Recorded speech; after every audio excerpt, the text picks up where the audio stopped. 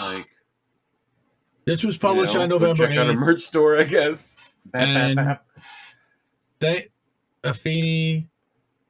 Feeney has been amazing in shedding light on this from our community. I would not have known about this if it weren't for her. Also, I shout out to Black Unicorn Rose Camilla Harris for also tweeting and keeping this up on a daily basis. And all the Fred Hampton leftists for keeping this alive. I know Compton Jay's also been talking about this. Howard University students denounced deplorable living conditions. And I know we talked about this last week and the week before. I know they met with the university president this week. And, of course, he denounced their protest and says, oh, it's not nearly as big a problem as it is. And we're already fixing it. And you guys taking over the building is stopping us from performing the repairs. I will give... I'm going to talk a little bit about a video I did see this week, though. I encourage everybody to check out, and I'll drop in the chat. But this is, again, entered its 5th week, Blackburn takeover. Protesters have garnered support for their demands that administration at the historically Black university immediately address deplorable living conditions. All right, in early October, they occupied it to protest vermin infestations, black mold, asbestos, and other conditions. They also had roaches, I believe, in the cafeteria, I heard, overseen by the for-profit building management company, Corveus. All right? Students have camped out outside the building in tents, and they're saying they're not going back in the building until the building is safe. Yep. Now, a group of protesters... Also starting to get winter. It's getting cold out there. All right, there is a petition for everybody to sign.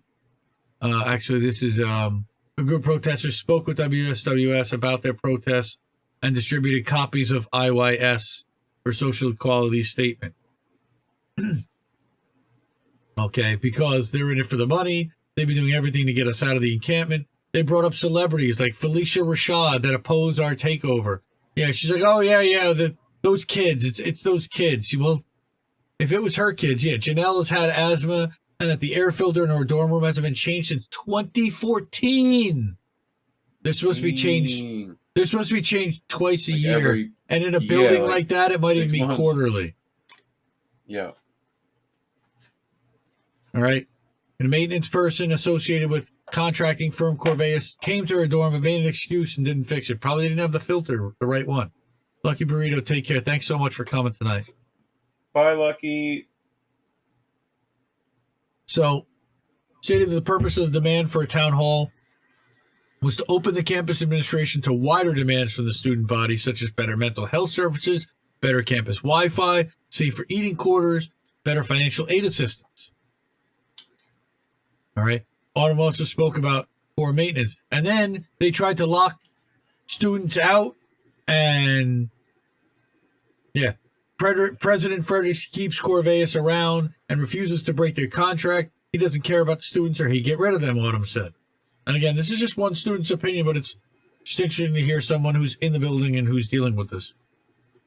Leadership continues to do business with other employers of highly exploited workers as well.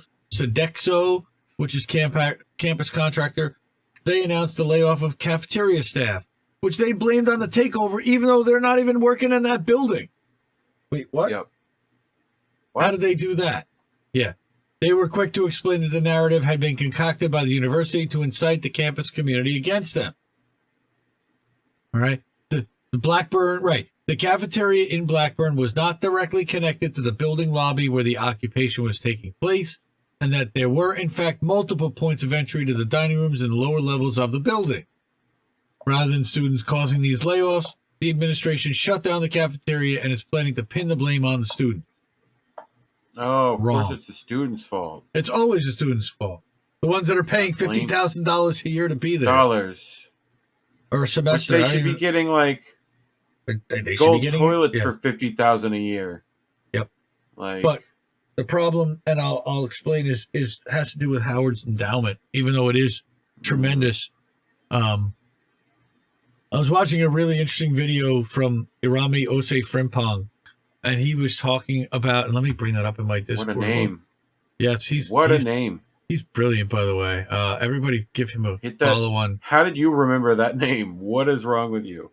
I think it was Killjoy Meg who turned me on to him initially and was like, you got to check this guy out. Either that or he was on an FHL stream, or he talked to somebody and somebody told me about him, and I was like, wow, this guy's really good. He's the funky academic. Yeah, Howard U is Black America is his Twitter handle. I mean his YouTube. There's his YouTube. I wonder how he feels about the Silk Sonic records that came out. And I'm sure he loves it. And it was so adorable. His son comes on during the middle of the stream. His son comes up to him and he's hugging him during the thing, and he's making jokes like, "Oh, it's my son." You know, it's so endearing. It really is adorable. This guy's really smart, and he comes from the education world.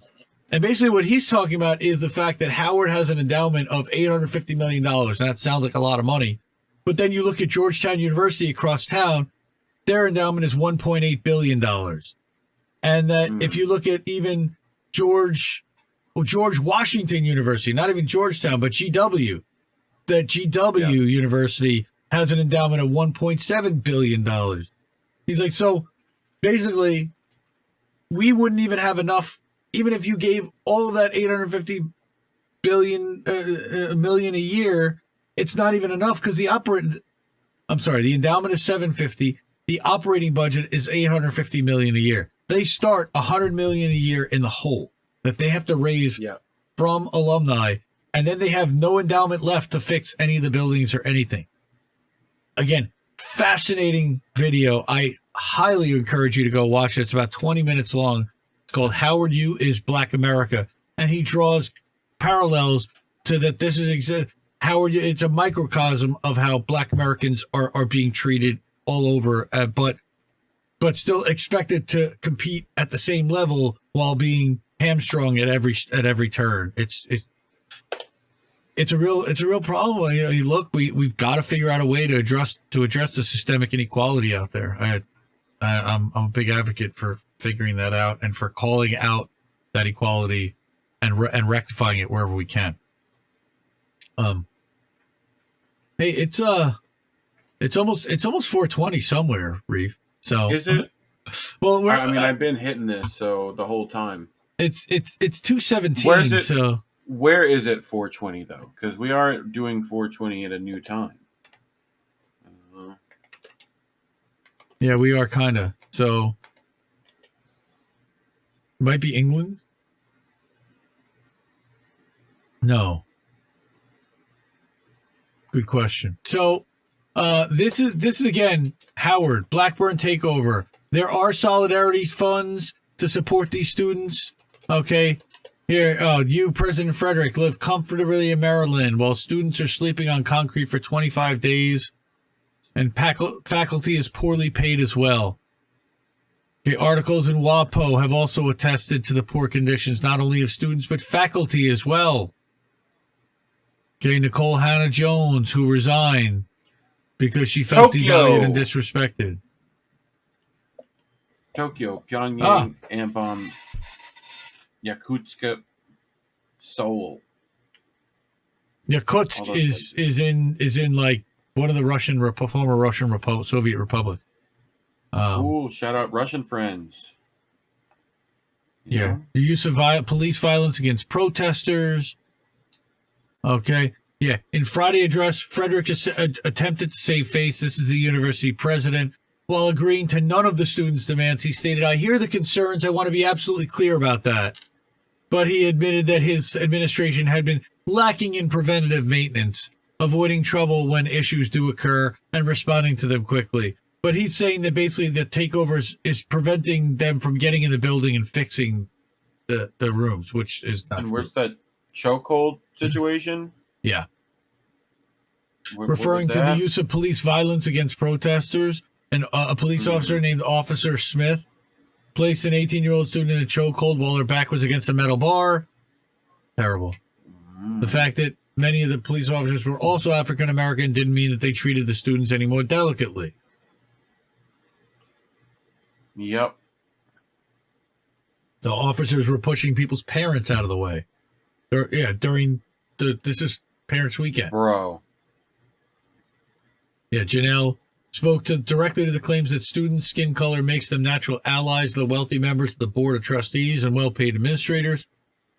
Howard is supposed to be the mecca for black students, an escape from white supremacy, but it's disappointing to me.